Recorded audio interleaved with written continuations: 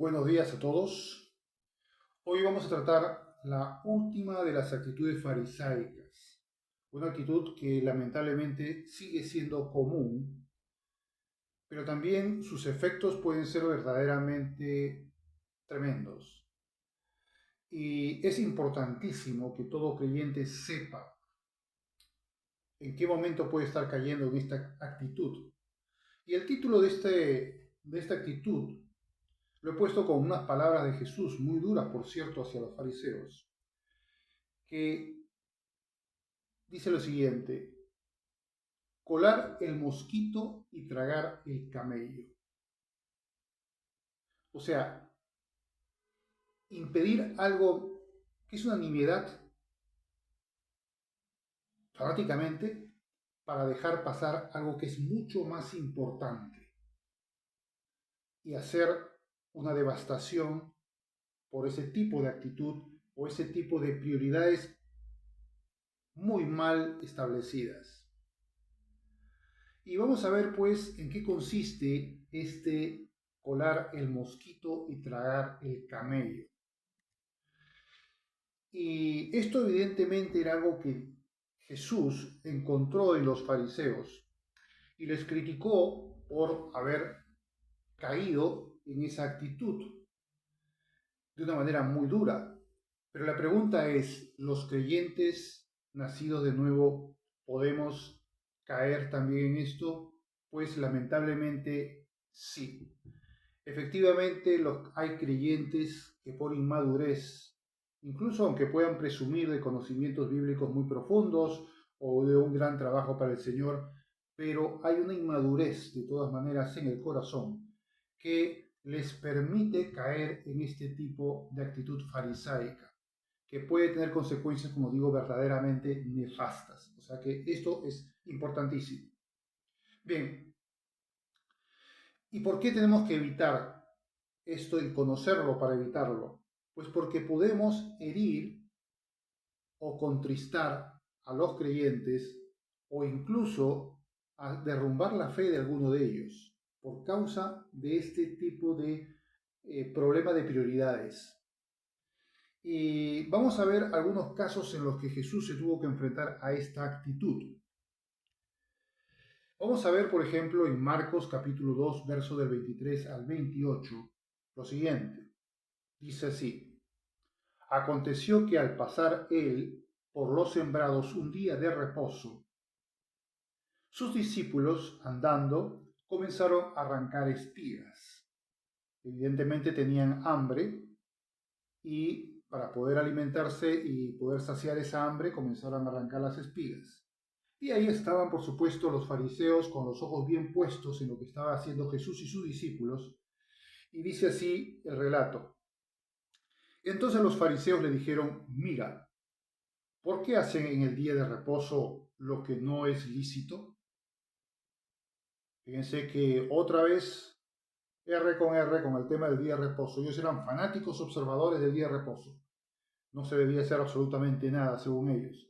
Y para ellos era eso lo más importante. Eso era lo prioritario, lo que verdaderamente importaba más. ¿Qué es lo que le dice Jesús? Fíjense esa observación. ¿Nunca leísteis lo que hizo David cuando tuvo necesidad y sintió hambre? Él y los que estaban con él. ¿Cómo entró en la casa de Dios siendo Abiatar sumo sacerdote y comió los panes de la proposición, de los cuales no es lícito comer sino a los sacerdotes? Fíjense que era un precepto de que no podían comer sino solo los sacerdotes esos panes de la proposición. Y sin embargo, aquí vemos una excepción. ¿Qué es lo que sucedió luego? Dice, y aún dio a los que con él estaban. O sea que al final David y sus acompañantes pudieron comer de esos panes. Luego dice, también le dijo, el día de reposo, a ver si lo entienden, fue hecho por causa del hombre y no el hombre por causa del día de reposo. Por tanto, el Hijo del Hombre es Señor aún del día de reposo. ¿Para qué hizo Dios el día de reposo? Porque Él descansó el séptimo día y dice, ustedes también descansen el séptimo día. Dedican para el Señor, pero descansen. Pero era para beneficiar al hombre, al ser humano. No era para hacer un precepto o una norma estricta y rigurosa de descanso, sino para que descansara. Era para el bien del hombre. Por eso dice, el día de reposo fue hecho por causa del hombre, para beneficiarlo, no para que se volviera un fanático observador de los preceptos sobre ello, y no el hombre a causa del día de reposo. Por lo tanto, no es que el hombre tiene que servir al día de reposo, sino que el día de reposo está para el servicio del hombre. Ahí está la diferencia que esta gente, los fariseos, no entendían y que a veces lamentablemente también algunos cristianos no lo entienden y se vuelven fanáticos del precepto, pero se olvidan de que ello debe corresponder al beneficio del ser humano, al beneficio del hombre. Por lo tanto, eso es hacer colar el mosquito y tragar el camello. Se olvidaron de la misericordia y de la necesidad de los discípulos de alimentarse para fanatizarse de que ellos tenían que abstenerse de coger las espigas porque estarían quebrantando el día de reposo. O sea, no podían ni mover el dedo si tenían la necesidad de comer, o como decía Jesús, si a alguno se le cae un burro o una mula en un pozo, ¿no van acaso a auxiliarle a recogerlo? ¿No sería ese un trabajo necesario para poder rescatar a ese mulo o a ese burro? Pues de la misma manera, aquí también tenía que hacerse ese mismo principio. Por lo tanto, esa era una falsa forma de piedad.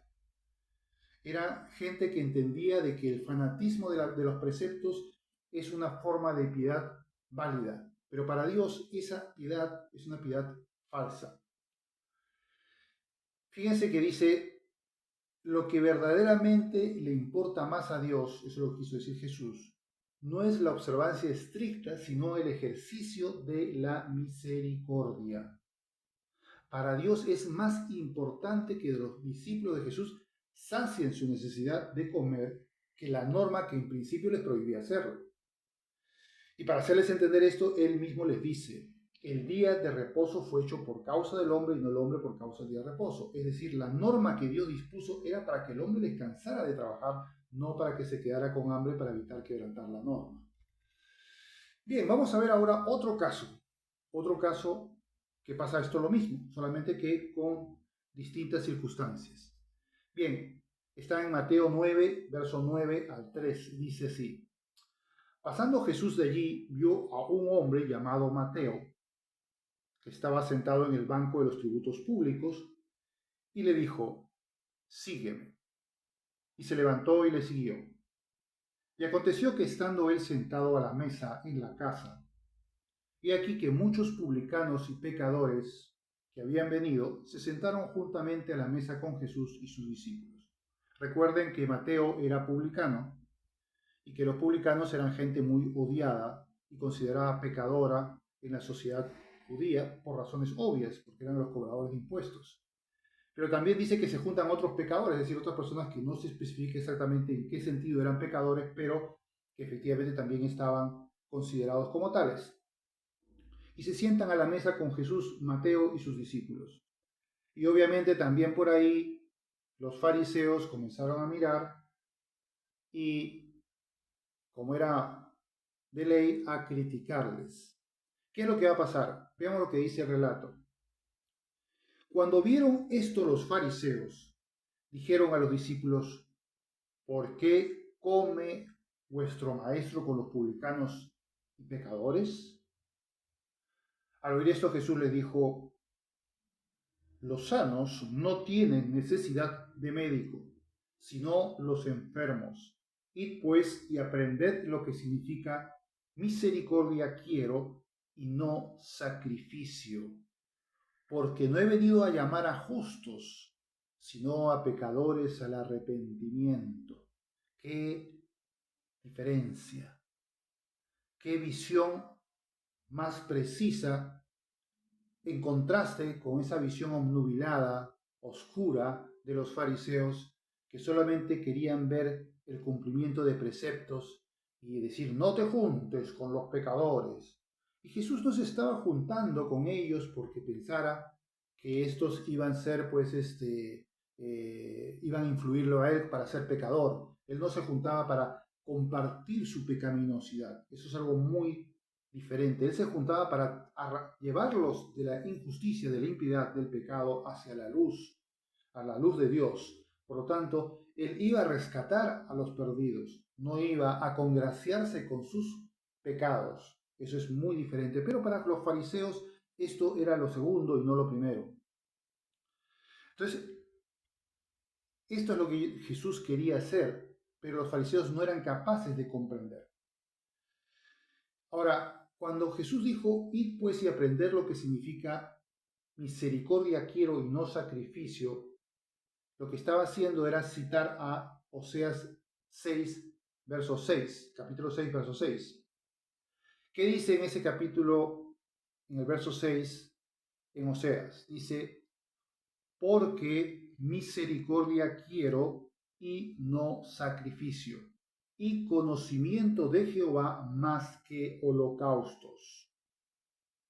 Fíjense que esos dos principios tienen como denominador común que la religiosidad no es lo más importante para Dios. Ojo, ojo con lo que estoy diciendo, aunque al falso piadoso la religiosidad le es lo número uno, lo más importante, para poder presumir de que él es una persona piadosa ante Dios, en realidad Dios busca dos cosas en este pasaje de nosotros, que es muy importante observar en nuestras vidas: misericordia y conocimiento de Jehová. Por eso él dice, misericordia quiero y no sacrificio. Es decir, sacrificio es la expresión religiosa.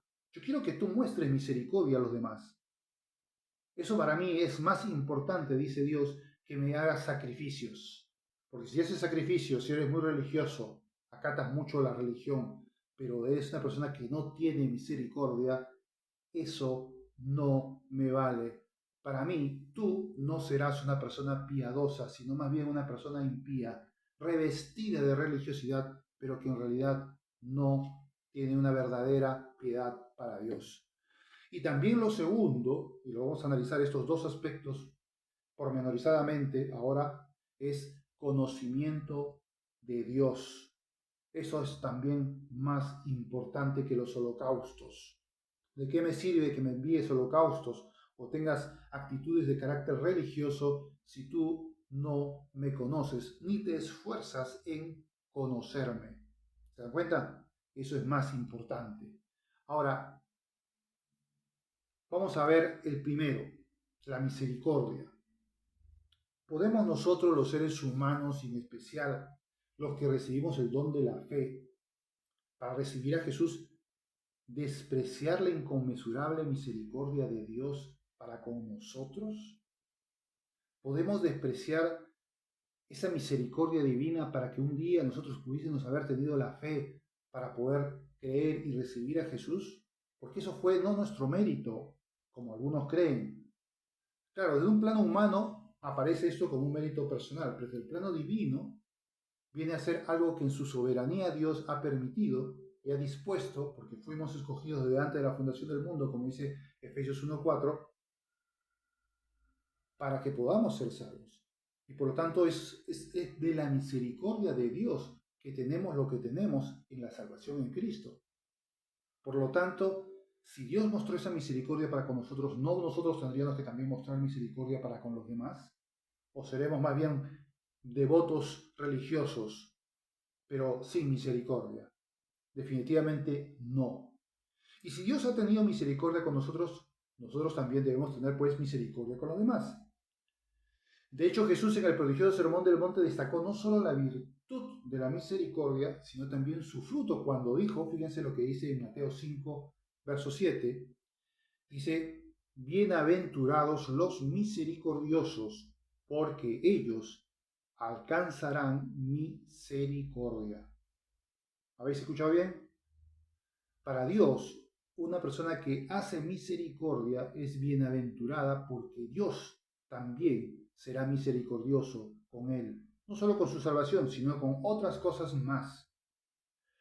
Y Pablo también lo resalta en Colosenses capítulo 3, verso 12, cuando dice: vestíos pues como escogidos de Dios, santos y amados, de entrañable misericordia, fíjense, de entrañable misericordia, de benignidad, de humildad, de mansedumbre, de paciencia. La misericordia es pues una de las virtudes esenciales de una verdadera piedad a Dios. Pero si no ejercitamos la misericordia en nuestra vida cristiana, recibiremos también el amargo fruto de ello. Y esto lo explica Santiago en el capítulo 2, verso 13. Fíjense lo que dice: porque juicio sin misericordia se hará con aquel que no hiciere misericordia, y la misericordia triunfa sobre el juicio. Esto también hay un paralelo con lo que dijo Jesús: conforme juzguéis, seréis juzgados. Y no se está refiriendo al juicio solamente como una calificación de las cosas que ha hecho otra persona, sino como una calificación y condena de las personas. Esa es una forma como nosotros entendemos lo que es juzgar a otros, es no solamente decir qué hicieron mal, sino también añadir algo que ahí está mal, que es condenarlo ya inmediatamente. Entonces, cuando tú juzgas de esa manera condenatoria, sin misericordia, ¿qué va a pasar? Que tú también serás juzgado sin misericordia. ¿Te das cuenta? Y la misericordia triunfa sobre el juicio. Es decir, que si alguien efectivamente es juzgado por su iniquidad y Dios tiene misericordia, yo también tengo que tener misericordia, porque Dios tiene misericordia conmigo en primer lugar. Bien, ahora veamos el segundo, el conocimiento de Dios. Este segundo principio es sumamente importante. Tenemos que tener conocimiento de Dios, es decir, conocer lo que es su consejo, y ello implica todo lo que nos ha enseñado Jesús y todo lo que el Padre nos enseña en su palabra. Para eso tenemos que leer la palabra de Dios, conocer la palabra de Dios todos los días, porque si no nos habituamos a ello y desconocemos la palabra de Dios, ¿cómo tendremos pues ese conocimiento de Dios que para Dios es tan importante? No lo podremos tener. Por lo tanto, si queremos cumplir en esto que Dios nos pide, leamos todos los días como hábito las Escrituras para enriquecer nuestra mente y nuestro corazón y conocer qué es lo que Dios verdaderamente ama y quiere de nosotros, y qué es lo que aborrece y no quiere que hagamos nosotros. Por lo tanto, esto es muy fundamental. Veamos lo que dice Proverbios capítulo 2, verso del 1 al 5. Dice lo siguiente: hijo mío, si recibiereis mis palabras y mis mandamientos guardares dentro de ti, haciendo estar atento tu oído a la sabiduría, si inclinares tu corazón a la prudencia, si clamares a la inteligencia y a la prudencia dieres tu voz, si como a la plata la buscares y la escudriñares como a tesoros, entonces entenderás el temor de Jehová y hallarás el conocimiento de Dios. Más claro imposible la definición dada aquí en Proverbios. Tienes que recibir la palabra de Dios y sus mandamientos, guardarlos en tu corazón para observarlos, para obedecerlos. Y entonces entenderás el temor de Jehová, o lo que se llama temor a Dios. Ahora, esto también hay que explicarlo bien, porque hay gente que piensa que temor a Dios es tenerle miedo a Dios. No, no, no. No se trata de tenerle miedo a Dios. Se trata de temer deshonrar a Dios, temer desobedecer a Dios, temer desobedecer sus mandamientos. Eso es temor de Dios. Que yo respeto lo que Dios me ha dicho. Hay que hacer esto o no hay que hacer esto otro. Y eso lo respeto y lo pongo por práctica. Y me cuido de hacerlo. Ese es mi temor a Dios. No que yo le tenga miedo a Dios. Esa es una interpretación totalmente errónea. Bien, Ahora, notemos cómo este precioso pasaje pues se está relacionando con lo que estamos ahora observando. Vamos ahora a ver el capítulo 9 de Jeremías, versos 23 y 24, para ir un paso más en lo que estamos ahora explicando. Dice, así dijo Jehová, no se alabe el sabio en su sabiduría, ni en su valentía se alabe el valiente. A veces los seres humanos pueden propender a enorgullecerse de los sabios que son, de los conocimientos amplios que pueden poseer, o de su valentía, o de su fuerza, o de su poder. Pero eso no es lo que Dios quiere que nos alabemos. Eso no es lo que Dios quiere. Dice aquí, ni el rico se alabe en sus riquezas, es decir, en todo lo que posee, no es un motivo para que él se sienta orgulloso y se alabe a sí mismo. Ahora, ¿en qué debe serse alabado la persona? Dice lo que dice Jeremías, mas alábese en esto el que se hubiere de alabar, en entenderme y conocerme, dice Dios, que yo soy Jehová, que hago misericordia, juicio y justicia en la tierra, porque estas cosas quiero, dice Jehová. ¿Ven cómo esto reafirma lo anterior de Proverbios? Pues eso es lo que debe de enorgullecernos en tal caso, en lo que Dios, lo que Cristo ha hecho por nosotros en su justicia y en guardar su palabra. Eso es lo más importante, guardar su palabra. De nada me sirven las riquezas, la sabiduría o los muchos conocimientos, la valentía, la fuerza, el poder, lo que sea. De nada me sirve. Lo que sí verdaderamente yo puedo apreciar es en entender y conocer a Dios y conocer su palabra, que es lo que Dios quiere de mí, y observarla y guardarla. Eso es lo más importante. Bien, ¿cómo demostramos que conocemos y guardamos verdaderamente la palabra de Dios? Porque se tendrá que traslucir en nuestras actitudes. Acaba de venir, voy a poner un pasaje de Santiago, que es un pasaje bastante fuerte. No es un pasaje blando, sino que hay una acusación muy dura. Y nosotros tenemos que saberla porque podemos deslizarnos, si es que no lo hemos hecho alguna vez, por cierto, en esa parte mala en lugar de hacer la parte buena. Porque aquí va a poner dos aspectos, el malo y el bueno, el negativo y el positivo. Tenemos que tener mucho cuidado en esto. Vamos a ver qué es lo que dice Santiago. ¿Cuáles son esas dos posturas, la buena y la mala? Fíjense lo que dice Santiago. Dice, ¿quién es sabio y entendido entre vosotros? ¿O quién dice, puede presumir de ser sabio y entendido? Dice Santiago, muestre por la buena conducta sus obras en sabia mansedumbre. Aquí viene la parte mala. Dice, pero, pero si tenéis celos amargos y contención en vuestro corazón, no os jactéis, ni mintáis contra la verdad, porque esta sabiduría no es la que desciende de lo alto, sino terrenal, animal, diabólica.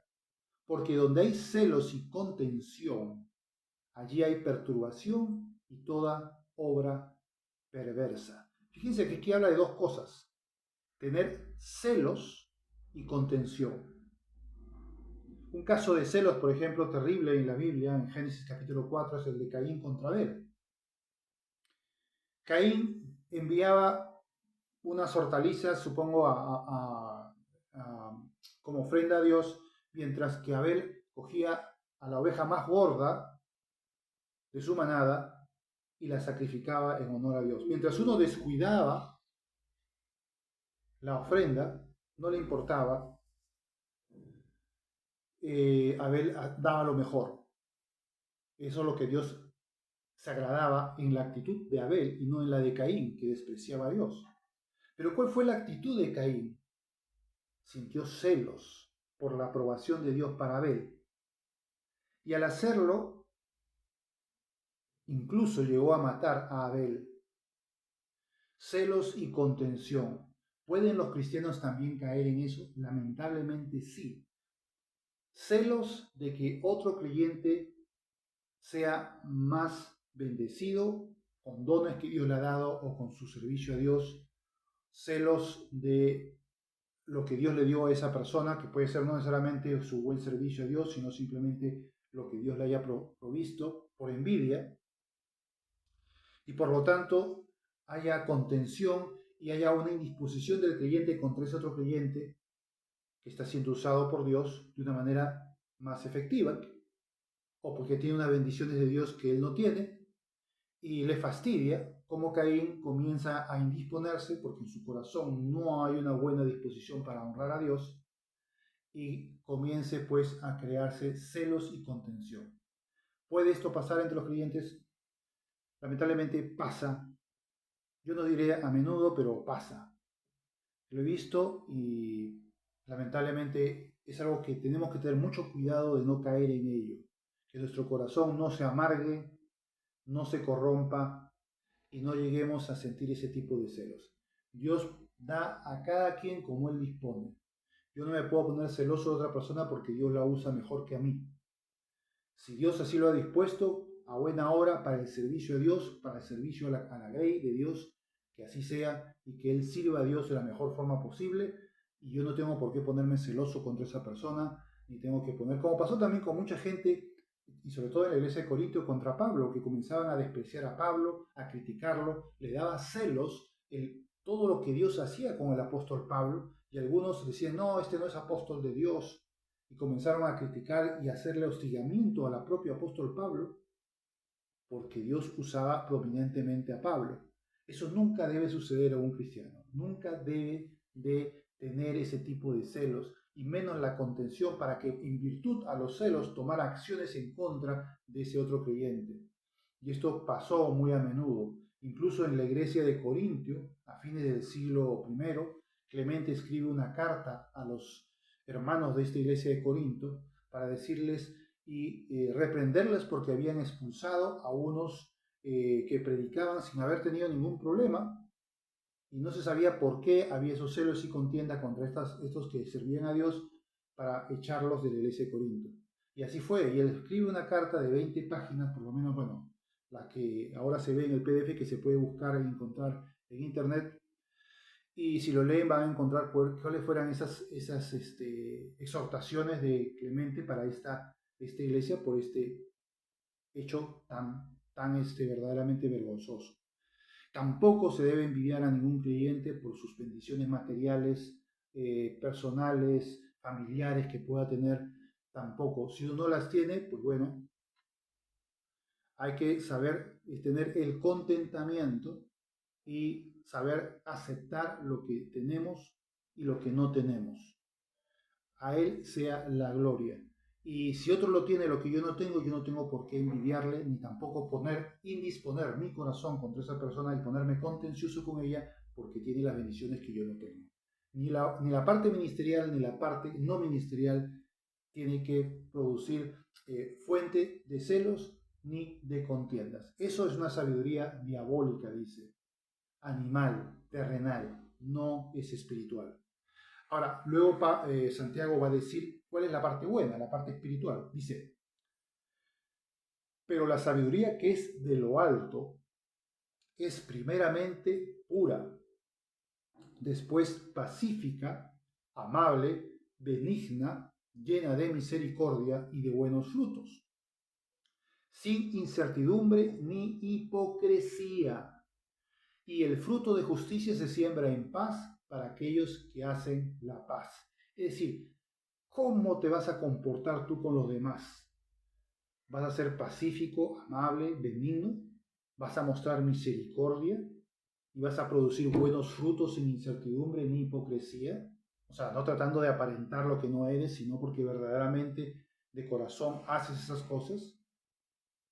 Esa es la parte correcta, la sabiduría verdadera, la correcta, la que se va a traslucir en cómo te comportas. Aquí no van a haber celos y menos aún contención fruto de esos celos. sino que va a haber más bien una actitud pacífica, una actitud misericordiosa, amable y benigna. Eso es muy diferente. Y allí es donde tenemos que abundar. Si alguna vez encontramos que en nuestro corazón ha habido una actitud totalmente equivocada, arrepintámonos y sepamos que eso no le agrada a Dios. Y que lo que sí le agrada a Dios es lo contrario. Es producir frutos de benignidad y de misericordia. Bien, ¿qué pasa cuando las actitudes negativas se convierten en una anteojera que nubla la visión para poder entender el propósito de Dios en una acción que se haga a otro creyente y terminar descalificándolo y condenándolo? Porque a veces pasa que yo digo, por ejemplo, mi precepto es tal y si yo veo que el otro creyente no cumple ese precepto, inmediatamente le tiro el palo. Le digo, no, hermano, tú no puedes hacer eso, no puedes ministrar tampoco porque estás violando un precepto que para mí es importante. No está en la Biblia, es mío, porque yo lo veo así. Y como yo lo veo así, pues tú tienes que acatar lo que yo digo, porque a mí me parece. Yo recuerdo, voy a poner un ejemplo, esto también, por cierto, puede tocar las concepciones de algunos de los que me están oyendo ahora, que puede estar de acuerdo o puede no estar de acuerdo. Pero por poner un ejemplo, había multitud de ejemplos que se podrían citar. Recuerdo una vez en una iglesia, vinieron unas chicas creyentes, que eran cristianas, y el pastor se acerca a mí y me dice, iban a cantar, por cierto, iban a hacer una canción en el culto, y el pastor se me acerca y me dice, no pueden cantar. Y yo le digo, pero ¿por qué no pueden cantar? Es que llevan pantalón. Las mujeres no deben llevar pantalón. Sí. Claro, yo no ponía tampoco oponerme de una manera radical porque yo no era el pastor era él. Di mi opinión al respecto, no estaba de acuerdo con eso, pero evidentemente se hizo lo que dijo el pastor y el pastor impidió que estas chicas cantaran en ese culto. Vinieron de muy lejos para hacerlo y claro, se fueron tristes. Y hay muchos ejemplos que quizás podréis recordar vosotros mismos de casos similares. Hay personas que tienen el precepto de que, por ejemplo, el caso de la mujer no puede usar pantalón, ¿no? Y que es un pecado usar pantalón. Y claro, si está en pecado en el escenario de la iglesia no va a poder pues, hacer una administración musical, en este caso era una canción. ¿Por qué? Porque estaban en pantalón. Pero esa es una concepción y una convicción cristiana muy personal de algunas personas que piensan eso. Y es respetable para esas personas. Hemos visto ya la vez pasada que yo debo de respetar las convicciones de otros. Y bueno, pero también no debo ser estorbo para otros, ¿no? Y aquí fue justamente eso, ser un estorbo para otros y contristar a los otros, ¿no? Entonces, ¿por qué? Porque las convicciones personales deben ser guardadas para uno mismo, no imponerse a los demás. Si yo pienso eso, lo guardo para mi familia por último, pero no lo puedo extrapolar para que lo observen todos los demás. Y claro, quizás aquí, como decía, yo soy el pastor, pues yo mando aquí, ¿no? Y claro, y así al final se hizo. Pero, ¿cuál fue el fruto? Estas muchachas se entristecieron, obviamente se congregarían también en otra iglesia, pero a esta iglesia no volvieron.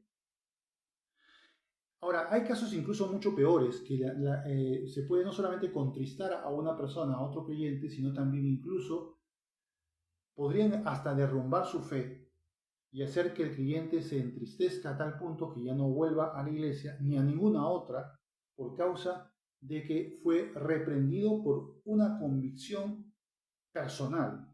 No porque hizo algo malo que esté estipulado en la Biblia, que diga, no, eso está malo. No, sino porque quebrantó la convicción de otro o la fanática observancia de determinados preceptos de otros, como el caso de los judíos, de los fariseos, perdón, con respecto a los discípulos de Jesús cuando arrancaban espías el día de reposo. ¿Se dan cuenta? Todas esas cosas son pues parte de lo mismo, de poder entristecer, contristar.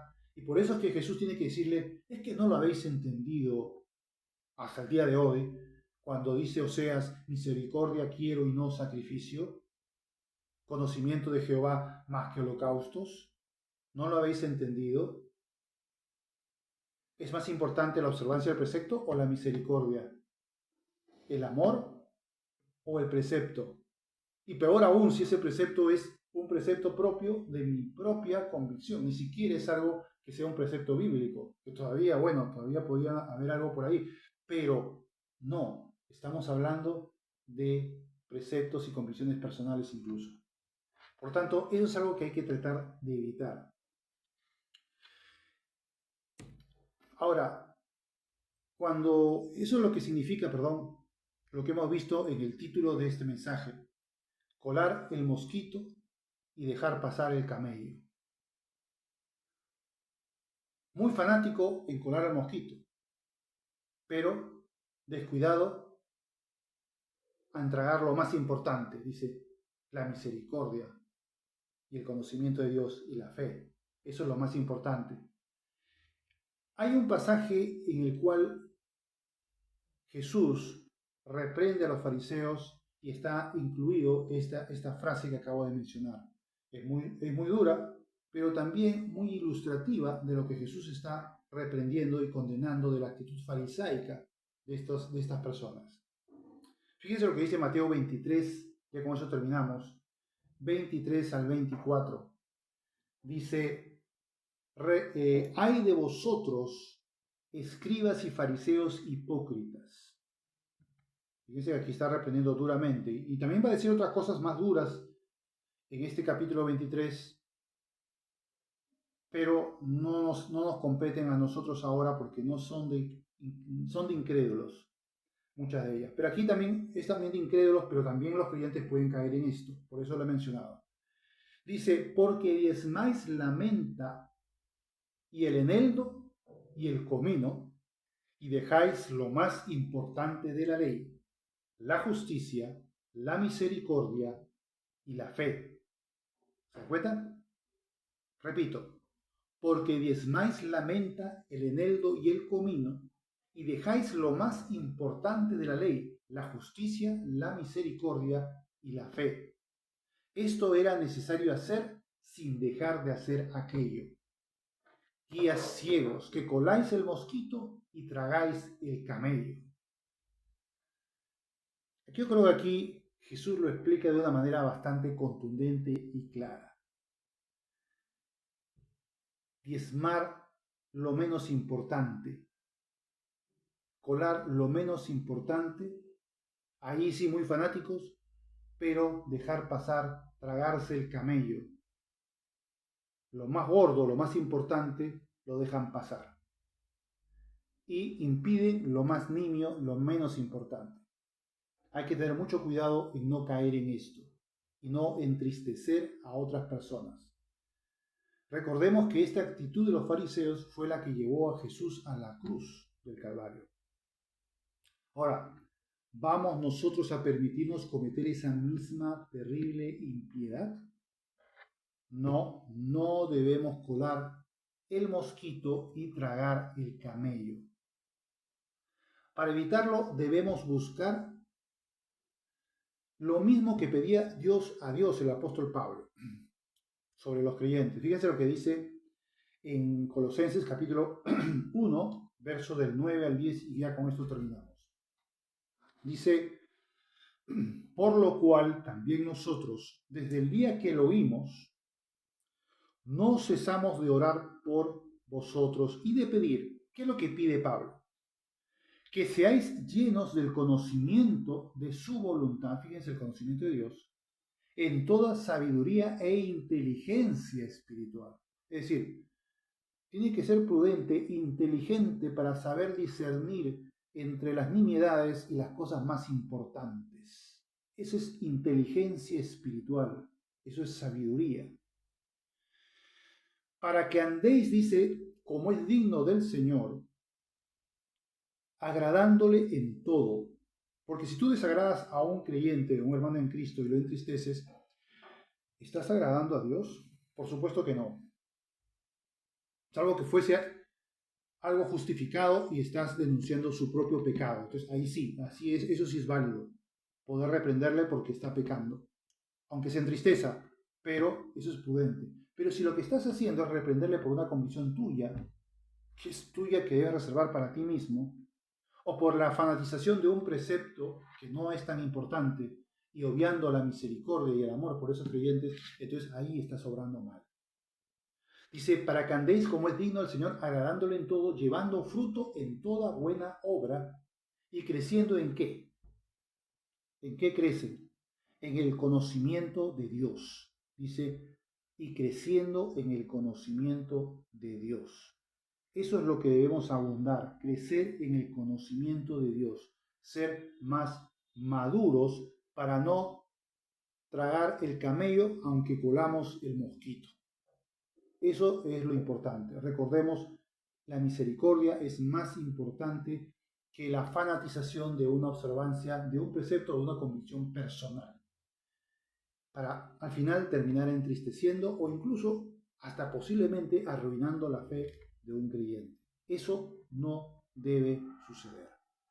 Yo creo que hasta aquí hemos terminado ya de explicar esta última actitud farisaica. No digo que sean las únicas, pueden haber muchas más, pero de momento vamos a terminar con estas 4 y ya el siguiente tema será un tema de edificación diferente a los que hemos tratado en este momento, que son fundamentalmente de exhortación. Muchas gracias por escucharlo.